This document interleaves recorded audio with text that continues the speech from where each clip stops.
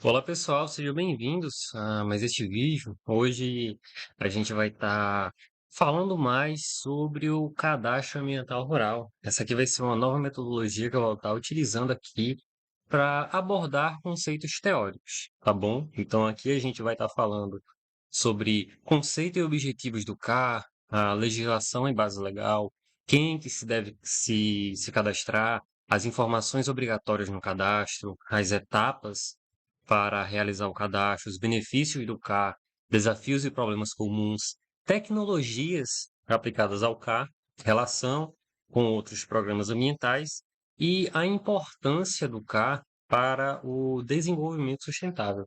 A gente vai falar sobre esses conceitos, a gente vai se aprofundar bastante, tá bom? Mas isso aqui não vai te dar tudo o que você precisa saber sobre o cadastro ambiental rural. Vai ser mais uma conversa nossa que a gente vai estar adentrando caminhos diferentes, tá? A gente vai falar sobre muita coisa. Vamos lá.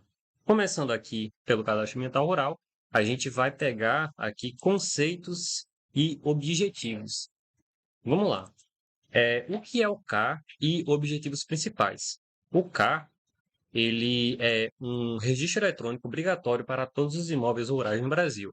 Ou seja, se você tem algum imóvel rural aqui no Brasil, obrigatoriamente você vai ter que fazer o CAR do seu imóvel, tá bom?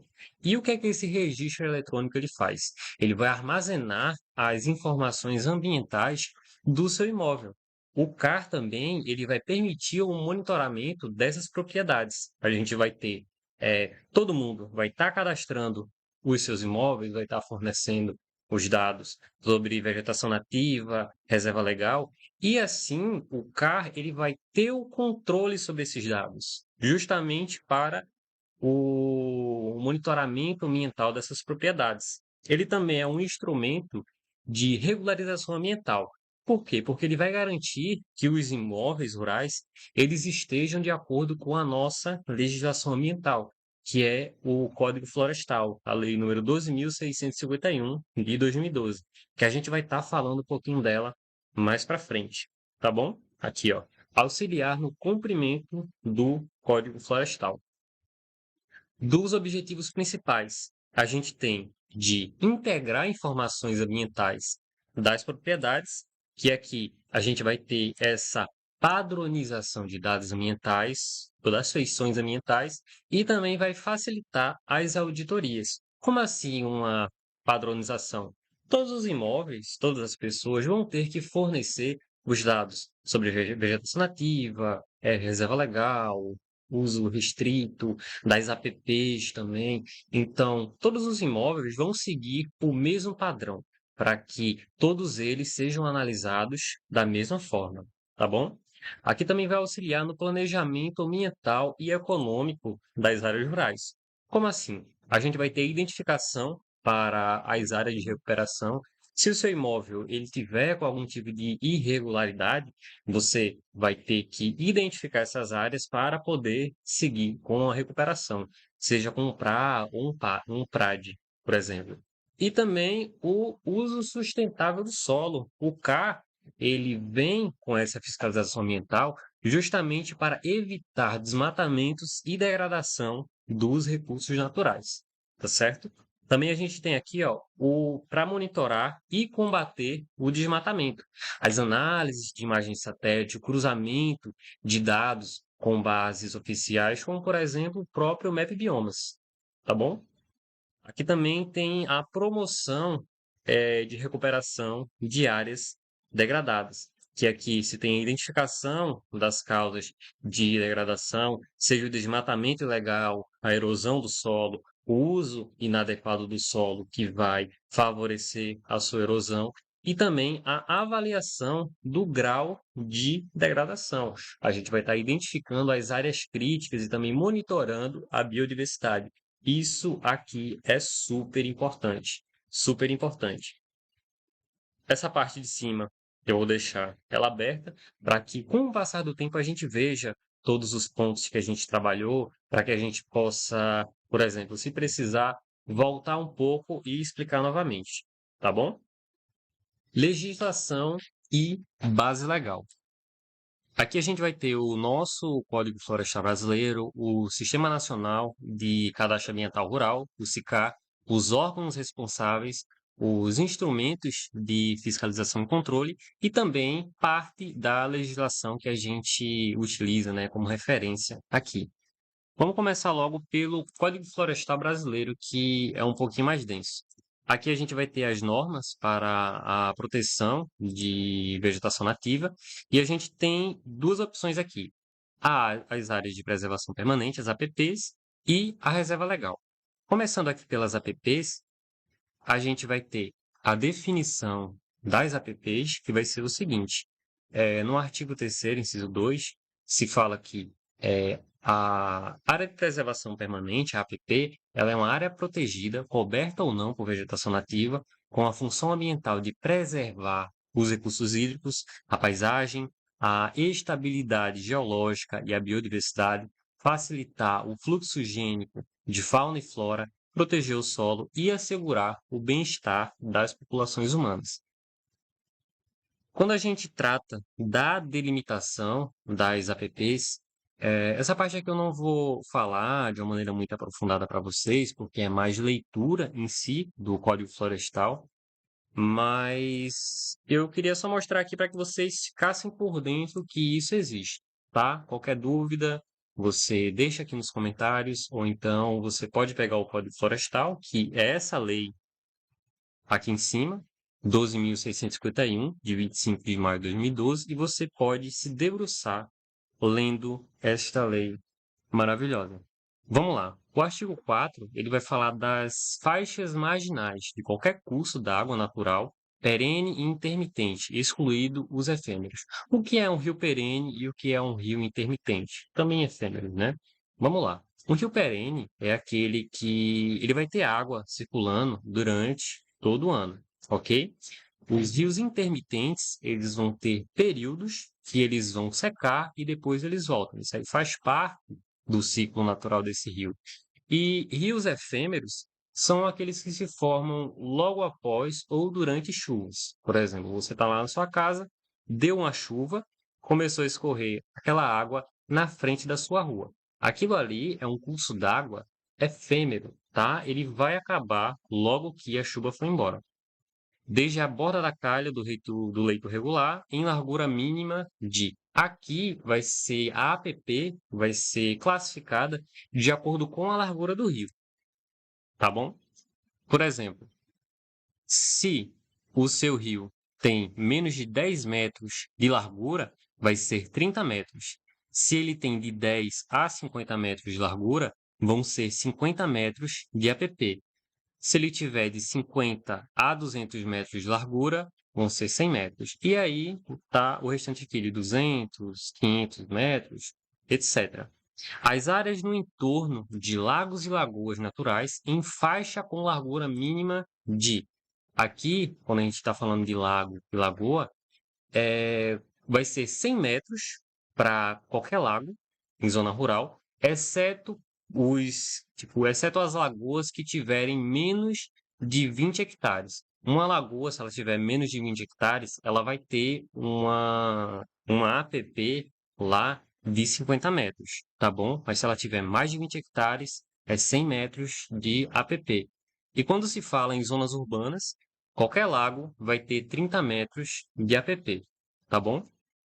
E aqui a gente tem outras partes, né? As áreas no entorno dos reservatórios de água artificiais decorrentes de barramento ou represamento de cursos de água naturais, na faixa definida na licença ambiental do empreendimento. Aqui vai ter a redação, se você quiser procurar, tá tudo aqui. As áreas no entorno das nascentes e dos olhos d'água perenes, qualquer que seja sua situação topográfica, num raio mínimo de 50 metros. Sempre que você tiver alguma nascente, a APP que vai ter ali é de 50 metros, tá? Você não pode desmatar aquilo ali de jeito nenhum, tem que ser preservado. Aqui, o quinto. As encostas ou partes destas com declividade superior a 45 graus, equivalente a 100% na linha de maior declive. As restingas, com fixadores de dunas ou estabilizadores de mangues, os manguezais, as bordas dos tabuleiros ou chapadas até a linha de ruptura do relevo, em faixa nunca inferior a 100 metros em projeções horizontais. 9. Nos topos de morros, montes, montanhas e serras com altura mínima de 100 metros e inclinação média de 25 graus. As áreas delimitadas a partir da curva de nível correspondente a 2/3 da altura mínima da elevação, sempre em relação à base, sendo esta definida pelo plano horizontal determinado por planície ou espelho d'água adjacente. Ó, aqui a gente está falando já das apps de topo de morro, tá bom? Essa parte aqui a gente vai estar aprendendo futuramente a delimitar com o Google Earth Engine. Eu estou desenvolvendo um código para poder fazer isso e muito em breve a gente vai ter também essas partes aqui.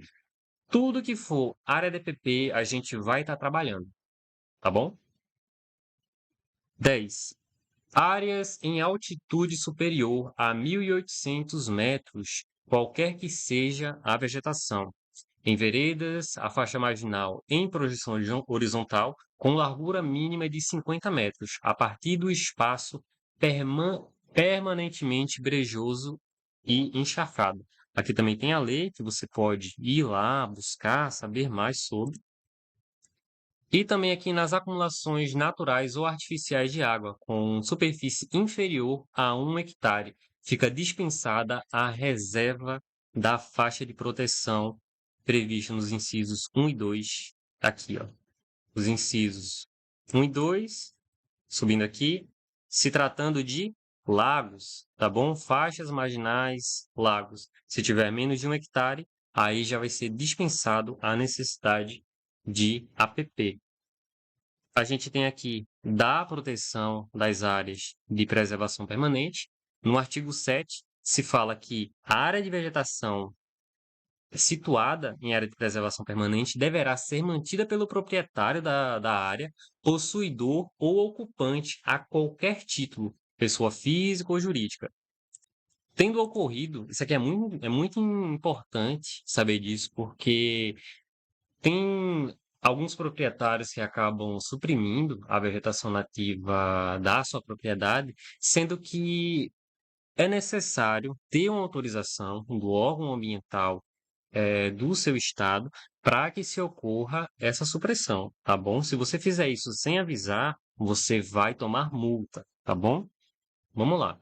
Tendo ocorrido a supressão de vegetação situada em área de preservação permanente, o proprietário da área, possuidor ou ocupante é obrigado a promover a recomposição da vegetação, ressalvos os usos autorizados previstos nessa lei. A obrigação prevista aqui tem natureza real e é transmitida ao sucessor, no caso de transferência de domínio ou posse do imóvel. No caso, se você tiver com um imóvel que está regular, se você passar para outra pessoa, essa pessoa que comprou seu imóvel, ela primeiro tem que estar ciente que ele está irregular e que se tiver multas, essas multas vão ser passadas para o próximo possuidor, tá bom? No caso de supressão não autorizada da vegetação após 22 de julho de 2008, é vedada a concessão de novas autorizações de supressão de vegetação enquanto não cumpridas as obrigações previstas aqui em cima. Ou seja, se você fizer uma supressão, se você desmatou uma área lá e não avisou, você não vai poder pedir uma autorização para suprimir, tá? Você primeiro vai ter que corrigir aquele passivo ambiental para que depois você possa pedir uma nova autorização para desmatar a área. Então, aqui a gente falou já das áreas de preservação permanente, foi bem por cima mesmo, porque a partir daqui é que vocês vão buscar novos horizontes. Vamos sair agora para a reserva legal. O percentual mínimo obrigatório por bioma. Vamos lá. Se você tiver um imóvel que se ele estiver localizado na Amazônia Legal, se for em áreas de floresta, vai ser 80%. Se for em cerrado, 35%. E áreas de campo vai ser 20%, tá bom? E os demais biomas, como Caatinga, Pantanal, Pampa, Mata Atlântica, é 20%, que é o percentual mínimo do seu imóvel que vai ter de reserva legal. Mas aqui que vem, veja, quando localizado na Amazônia Legal, o bioma da Amazônia é uma coisa, a área da Amazônia Legal é outra. Ela vai pegar um pouco do Cerrado ainda, tá bom? A Amazônia Legal vai pegar um pouco do bioma do Cerrado. Então você tem que ficar muito atento nessa parte daqui, para que quando você for fazer o cadastro da sua área, para que você não acabe colocando mais ou menos reserva legal. Se colocar mais reserva legal, não é tanto assim um problema, né? Mas se você colocar menos, você vai ter que retificar o seu cadastro futuramente e, assim, né, seria um retrabalho ou até ter que pagar novamente para poder corrigir um erro que foi cometido anteriormente. Então, essa parte você tem que ficar de olho. O bioma do Cerrado também tem partes dele que não está dentro da Amazônia Legal. Então, aí vai ser o quê? 20%, tá bom? Uso sustentável da reserva legal. Aqui a gente tem as atividades permitidas, que podem incluir atividades econômicas, desde que não comprometam a integridade dos ecossistemas. E essa parte aqui tem que ser tudo autorizado, tá? Reserva legal. Você tem que ter autorização para poder explorar ela, ok? As atividades agroflorestais. Plantio consociado de espécies nativas e exóticas, desde que não afetem o equilíbrio ecológico, e sistemas agroflorestais, integrando árvores com culturas agrícolas ou pecuária. Temos também o ecoturismo e educação ambiental, que seriam aí a implementação de trilhas ecológicas e visitações controladas, programas de conscientização sobre preservação ambiental também, que poderiam estar incluídos, e também pesquisa científica, o estudo sobre a biodiversidade daquela região que se está o imóvel, se for uma reserva, melhor ainda, ecossistemas e impactos ambientais, tá bom? E também a coleta de amostras de espécies de plantas para fins científicos só pode ser coletado material mediante autorização. Vamos voltar agora, partindo para a autorização para manejo sustentável. O plano de manejo sustentável, aqui a gente vai ter o quê? A elaboração de um plano técnico com detalhamento das atividades propostas, a identificação das espécies que serão exploradas e métodos utilizados, o estabelecimento de prazos e o cronograma para a execução dessas atividades, que você vai pedir autorização, do licenciamento ambiental, se vai ter a solicitação de licenças para executar as atividades, a apresentação de estudos de impacto ambiental, se for necessário, monitoramento e auditoria, relatórios periódicos sobre as atividades desenvolvidas. Tudo que você estiver fazendo lá, você vai ter que estar fazendo um relatório para que, quando os órgãos ambientais vierem fiscalizar o que você está fazendo por lá na área, que esteja tudo dentro das normas, tá bom? Aqui, a fiscalização por parte dos órgãos ambientais para garantir o cumprimento das normas. Recuperação de áreas degradadas. O compromisso com a regeneração natural ou plantio de espécies nativas após a exploração. Implementação de técnicas para controle de erosão e proteção do solo. Essa parte aqui também vai entrar na questão do PRA e o PRAD, caso o seu imóvel ele necessite. Vamos voltar aqui um pouco. Tudo isso aqui já foi o que a gente desenvolveu. Descendo agora para a obrigatoriedade de inscrição no CAR.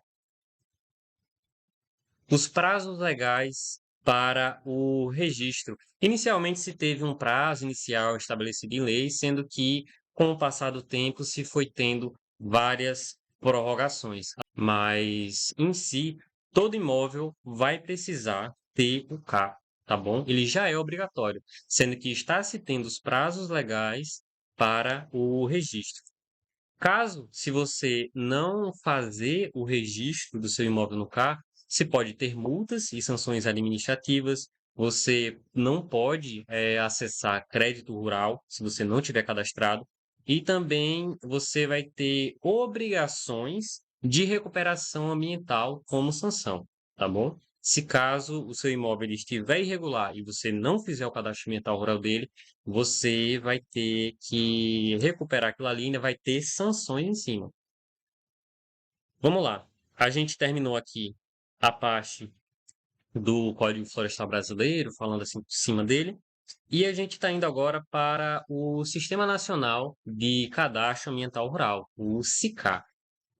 A gente tem aqui a plataforma eletrônica para cadastro e consulta, que aqui a gente vai ter a atualização constante dos dados. Na plataforma do SICAR, no site, sempre vai estar entrando cadastro de novas propriedades, retificação de dados incorretos e inclusão de informações. Você vai ter muita informação lá já referenciada de vários imóveis, que você pode baixar os dados também do SICAR. Tem vídeo aqui no canal que eu mostro para você como é que você faz para baixar as feições, seja dos perímetros dos imóveis, se você quiser ver se aquele local onde você vai fazer um carro novo, se ele já possui algum imóvel embaixo, se você precisa retificar, procurar o dono, etc. O site do Sicar também, ele tem uma transparência pública muito visível, tá? Porque todo o acesso da plataforma é pública, todas as informações assim dos dados da base de dados, qualquer um pode acessar. Mas dados referente a nome de propriedade, nome de quem é o dono dali, não se tem, tá bom? É tudo no sigilo. Porém, os dados, as feições são disponibilizadas ao público. Aqui está o site do CAR, caso você queira acessar. A gente vai ter um módulo de cadastro que a gente vai estar falando sobre ele um pouquinho mais para frente. E também a gente vai ter aqui os métodos de cada estado para o cadastro, tá bom?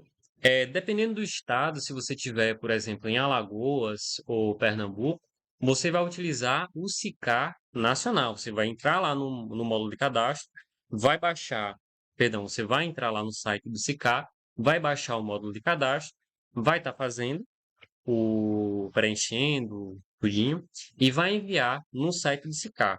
Porém, dependendo do estado, como por exemplo no SIGCAR do Tocantins, é uma plataforma à parte, tá bom? Você vai fazer tudo isso em um site do estado para você realizar o cadastro do seu carro.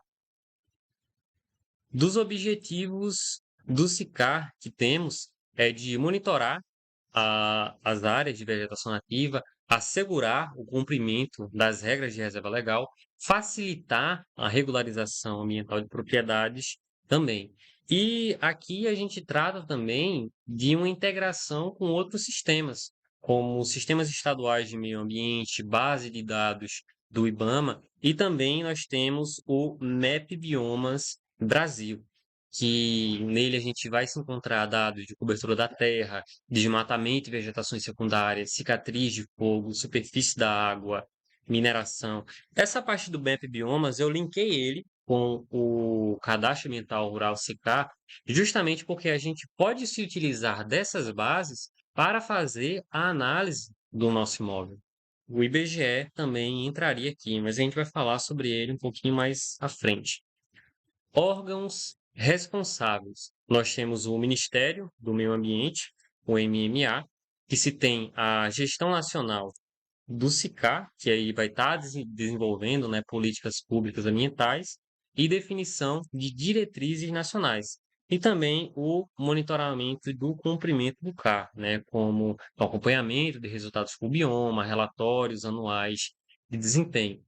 Temos também aqui os órgãos estaduais de meio ambiente, que vai ter a validação dos dados enviados pelos proprietários rurais, e também aqui, ó, o cruzamento de informações com imagens satélites. O que é que acontece? Quando você vai fazer o seu cadastro ambiental rural e você envia, por exemplo, aqui em Pernambuco se tem a CPRH. A gente manda lá os dados para a plataforma do SICAR, e os analistas da CPRH daqui vão fazer a análise do seu imóvel e apontar se existem discrepâncias ou não do seu cadastro. Então, se tiver alguma coisa errada, vai voltar para você retificar. Vai ter a notificação lá e você vai ter um prazo para cumprir aquela retificação. Fiscalização local, temos também a realização de vistorias técnicas, emissão de autos de infração e acompanhamento de planos de recuperação ambiental. A gente também tem aqui parcerias com instituições de pesquisa e ONGs, seja no fomento de programas de educação ambiental, apoio na recuperação de áreas degradadas ou cooperação técnica para as análises ambientais. Temos aqui também os instrumentos de fiscalização e controle, como o monitoramento por satélite, que a gente vai ter o uso de tecnologias como imagens de alta resolução, drones também se encaixam aqui por ter acesso, né, a locais mais difíceis de se ir. Auditorias regulares, também a verificação de consistências nos registros. Assim que você enviar o seu cadastro ambiental rural, que você for fazer o acompanhamento, sempre vai ter alguém analisando a cada 2 semanas. Tipo, o prazo é curto, sabe? Não, na verdade, o prazo é curto. É que os analistas, eles têm o costume de responder muito rápido. Então, você envia o seu cadastro ambiental rural e fica esperando e relatórios periódicos de conformidade ambiental, sanções administrativas e penais, né, multas por descumprimento, embargos de áreas irregulares, responsabilização criminal por danos graves. Então, se você tem um imóvel rural, se você quer suprimir vegetação em algum momento, primeiro você tem que procurar o órgão estadual que toma de conta do CAR de onde você é, e você tem que ir atrás dessa autorização, tá bom? Nunca desmate nada sem você saber, porque isso pode pesar para você futuramente. Não só para você, como para o ecossistema, né? Porque uma área desmatada é uma perca imensa da biodiversidade local, ainda mais se for vegetação nativa. E da legislação, isso aqui é que eu quero deixar para vocês, dar uma pesquisada. Tem o Código Florestal, que é a lei número 12.651, que é o que está embasado o cadastro ambiental rural. E aqui vai estar falando da proteção da vegetação nativa, alterando leis, etc. Temos aqui outro decreto, o decreto 7.830 de 2012, que dispõe sobre o sistema de cadastro ambiental rural, vai falar um monte de coisa assim, né, dos programas de regularização ambiental. A instrução normativa, que vai falar sobre os procedimentos para execução do cadastro ambiental rural, a questão também das coordenadas, se vai entrar aqui, se tem um vídeo aqui também, que eu vou deixar no card aqui para vocês, que é sobre levantamento georreferenciado e georreferenciamento de imóveis rurais. Eu sugiro que vocês dêem uma olhadinha nesse vídeo também. E aqui tem outro decreto. Enfim, isso aqui é a tarefa de casa para vocês irem buscar, tá bom? Vão estudando, vão fazendo com calma, que muito em breve eu tenho certeza que vocês vão estar feras nesse assunto, que é o cadastro ambiental rural. Terminamos aqui a segunda parte, que é da base legal, e aqui está o todo que a gente já analisou aqui. Vamos lá. O próximo item que a gente vai estar falando aqui vai ser quem deve se cadastrar. Proprietários e possuidores de imóveis rurais. Vamos lá. Primeiramente, vamos entender a diferença entre proprietário e possuidor, né?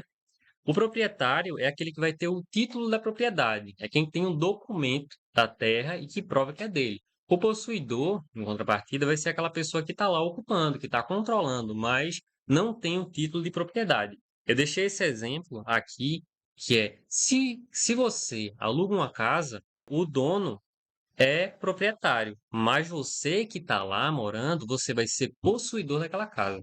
Entendeu? Responsabilidades. Mantenha informações atualizadas no cadastro. Se por algum acaso você fez o cadastro ambiental rural, se você fez o seu próprio cadastro ambiental rural, se mudar alguma coisa, você tem que estar atualizando o seu cadastro, tá bom? as vistorias podem ser aleatórias, pode chegar alguém na sua propriedade, ou então você pode receber uma notificação, tá? Se você desmatar, você pode acabar recebendo a notificação, porque está em constante monitoramento. A vegetação do Brasil, a vegetação nativa, está em constante monitoramento. Então, você sempre tem que estar dentro da lei, entendeu? O Código Florestal aqui vai ser o seu livrinho de bolso, você tem que estar com ele na mente. Ele e também outras leis, decretos e instruções normativas. Pequenos agricultores. Aqui, critérios para pequenos agricultores.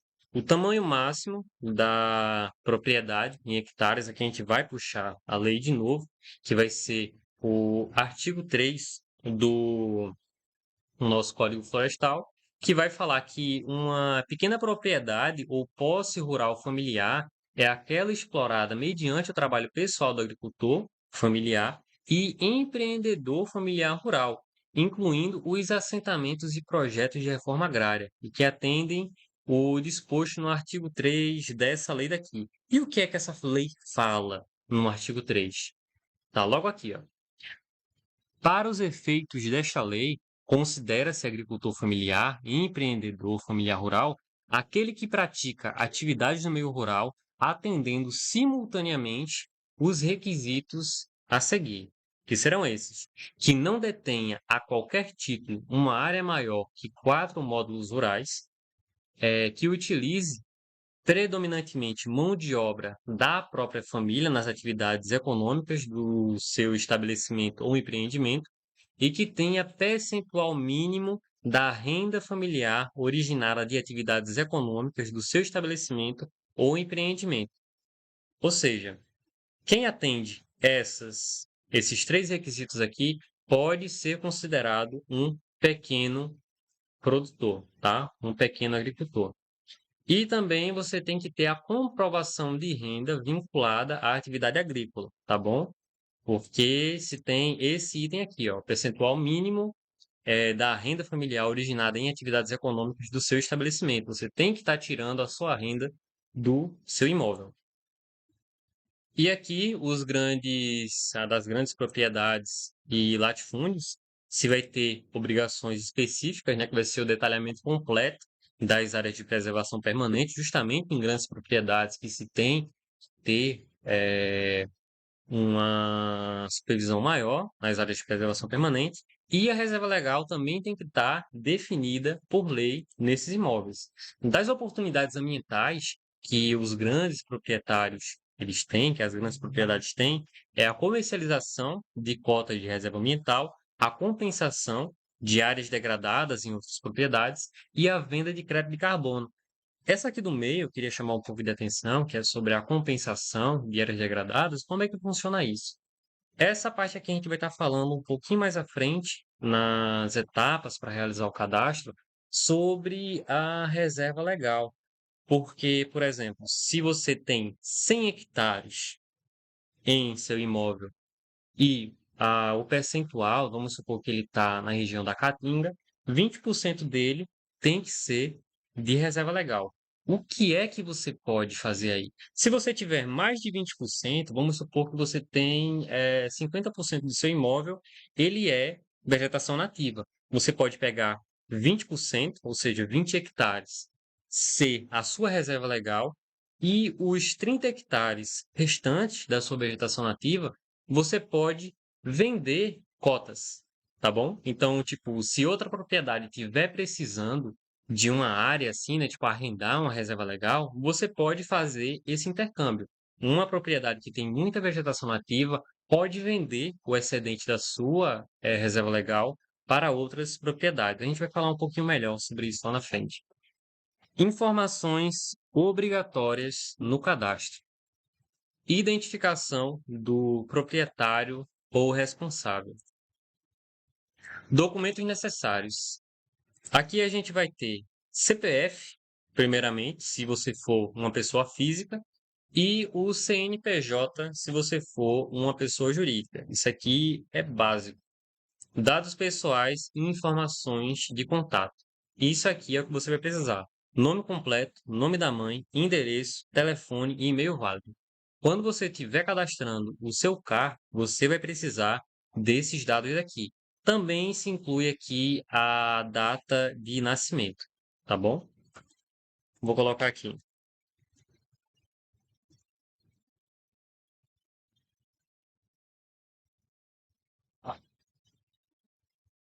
Pronto. Vamos lá. Temos aqui as informações do imóvel que vão ser pedidas também na hora do cadastro, que vai ser o levantamento georreferenciado ou georreferenciamento. Isso daqui é só as coordenadas do imóvel.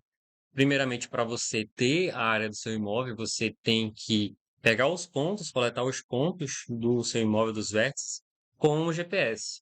Para o cadastro ambiental rural, você pode estar utilizando um Garmin, por exemplo, ou até um RTK. Um RTK é um pouco mais caro, porque ele é um equipamento caro, mas para o cadastro ambiental rural, você pode estar utilizando o GPS Garmin, que é um GPS de navegação.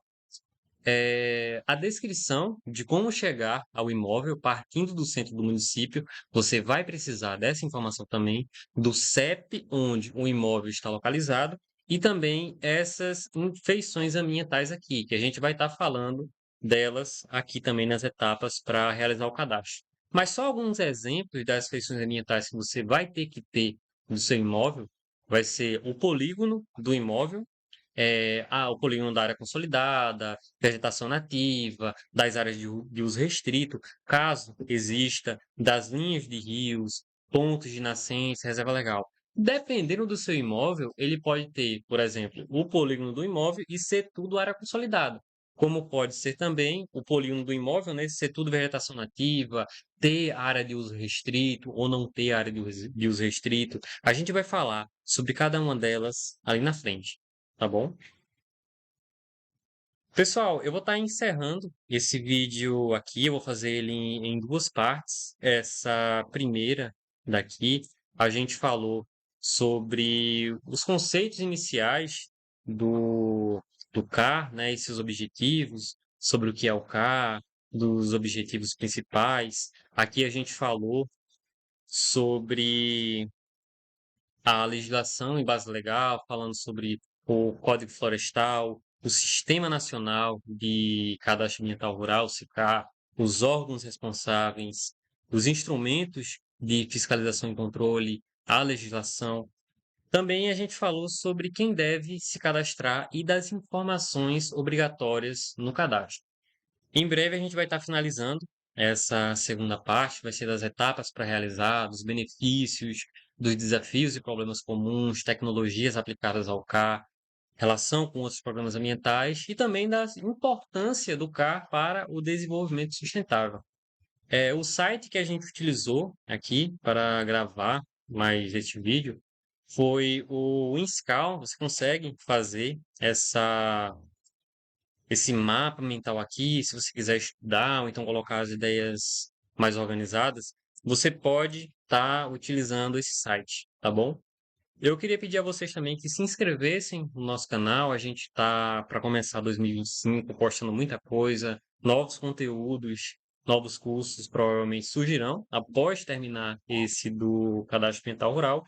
E também eu gostaria do feedback de vocês para esse vídeo, tá bom? O que é que você achou desse modelo de explicação? Se vocês preferem os slides, como eu estava fazendo anteriormente, deixem aqui nos comentários que eu vou estar respondendo a todos vocês. Muito obrigado, pessoal. Até a próxima. Tchau, tchau.